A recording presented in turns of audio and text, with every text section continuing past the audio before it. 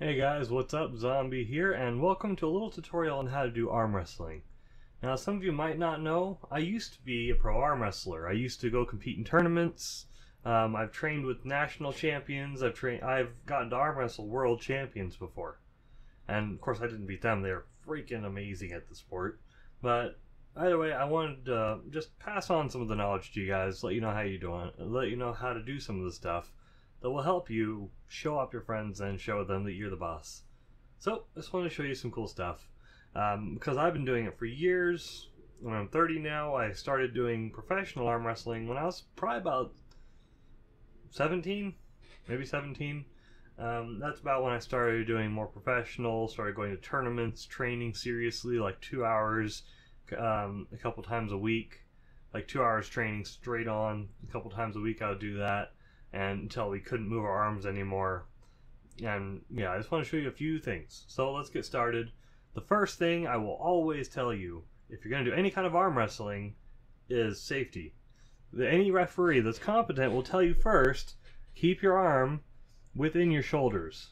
That means don't go out here.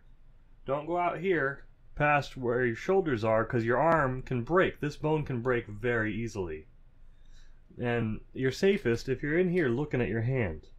So if you're going to go down, sorry if I'm moving around to the microphone, or if you're going to go the other way, follow your hand. I can't stress that enough. Just follow your hand. It's easy enough, guys. That's how you stay safe. That's how you don't get hurt. Pretty much. So that's the best thing you can do to not get hurt. Follow your hand. Just look at it. You can slide around on the pad if you like. They don't care about that. Just stay with your hand. If you're going forward, or if you're going back, stay with it. Look at it. Keep like a fist length in between you and your fist. Like your face and your fist. Keep it about like that, okay? Safety first. Don't break your arm, okay? And don't go limp hand, because you could seriously hurt your wrist. I think one tournament, I'm pretty sure I actually broke someone's wrist because we heard a loud crack.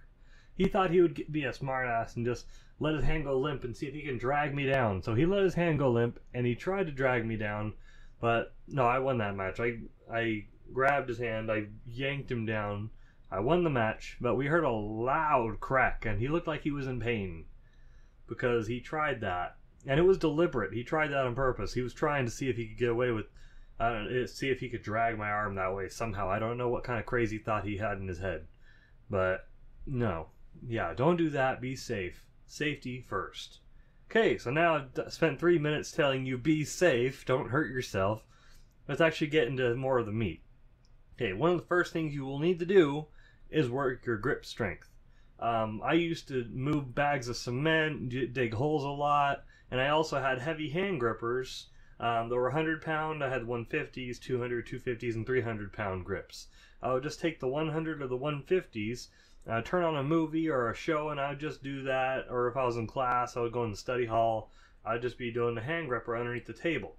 And that helps you build up some serious forearms, I'm telling you. Well, that's something you really need. You need to have really good grip strength and really good wrist strength so that they don't separate your hand or open up your hand. I mean, separate. Yeah, pretty much that's the best way to describe it. Just so they don't open you up and pull your wrist out. That way you can keep a good strong grip and I'll do the top roll. I'll explain what that is in a second. So you do the top roll to open up their hand. You need good grip strength. This is just something you need. Also, so you can apply back pressure and you can hold onto their hand firmly so that you can pull them away from themselves. I'll explain that in a second as well. But that's something you need as good groundwork. You need to work out your shoulders, all the small muscles in here. You really need to work that out or you're going to hurt something. Look at the small workouts, all the little things. Don't just do military press. Do forward lifts, lift out to the side. Do different kind of weights with light weight that works out the smaller muscle groups that you don't normally get, because that will help you out a lot. And strong shoulders will go a long way in the sport. I'm telling you, it really does. You need to work on your back and your biceps so that you can pull back, without getting separated from your arm. Because remember, you're stronger. I'm sorry, I bumped it. You're stronger in here than you are out here. If you're far out like this, you're weaker than if you're in close with your arm. So you want to stay in. Okay, you want to be looking at your hand. You don't want to be way out there because you're weak out there. They can control your arm out there. Try and maneuver weight out here instead of in here. You'll see what I mean. It's just natural physics. It just doesn't work that way. Okay, so I'm actually going to show you some techniques now so that you can go show up your friends and be like, yep, that's right, I'm awesome. Of course, first and foremost, one of the basic rules is this is your pad. You don't lift your elbow and you don't slide off. And you don't pull your opponent off. If my opponent pulled me off, that's a foul on their part. If I slide off, it's a foul. If I lift up, that's a foul.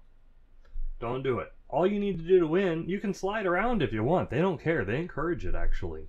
But if you want to win, you dip. You either touch this or you dip to a parallel level of it. This is like an invisible line. If they see your hand go anywhere under that, then you lose. Or if you dip their hand below that, then you win. Or if you get your hand at least. So you're doing this and you dip your hand below it, same thing, you win. So just remember that all the time. Keep your hand on your peg because that gives you something to grab onto, makes you stronger, you have a little more leverage. When you start a match, you have to have a foot on the ground. Basic rules. And don't be a jerk, you know? Everyone's having a good time. They'll be all intimidating and angry and stuff at the moment. But when the match actually is over, best buddies again. Everyone's so friendly, I love it.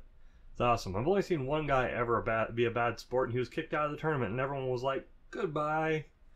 And then we all had a good time. It was awesome. Because no one likes a spoiled sport. No one likes anyone to be bummed. Because if you didn't win, you didn't train hard enough. And that's about all there really is to it. If you didn't train hard enough, you don't win. Because everyone there knows that when the ref says ready, then you go. Because they say ready, go. Or ready, go. It comes out pretty fast. So when they say ready, you start going. You're already almost going at the start of it. Because you'll have a straight wrist, you just keep it straight. And the moment they say ready, you go. Okay, so I'm going to start showing you techniques right now. Let's do it. So of course first, you have the hook. Or, you know, you just hook your arm around them and you pull. That's about all there really is to that technique. Of course you'll have your hand here. You hook it, and that's mostly bicep strength. You pull it in, and then you drag them down. And then that's the most basic one. Everyone knows that. Everyone does that. Until you learn about the top roll. The top roll is important. Now, when you get your grip, you have an option of your grip. You can do your normal grip, one thumb over, two thumbs over. I've never seen anyone do a three thumbs over. It's ridiculous. I normally do a one thumb over. It helps me get a good lock on their thumb. Just in here, their thumb's inside. So you can just kind of, as you can see, I have a good grip. It's not sliding out. You'll have chalk on your hand and everything. Now with the top roll, what you want to do is think of it like looking at your watch and pulling on a rope. You want to be opening their hand up by turning your hand and forcing their hand to open. And then also in turn, you will be pulling their arm away from their body. Don't pull too hard or you'll yank them off of their pad, which is against the rules. Now what you want to do is you just think of it like turning your wrist to look at your watch.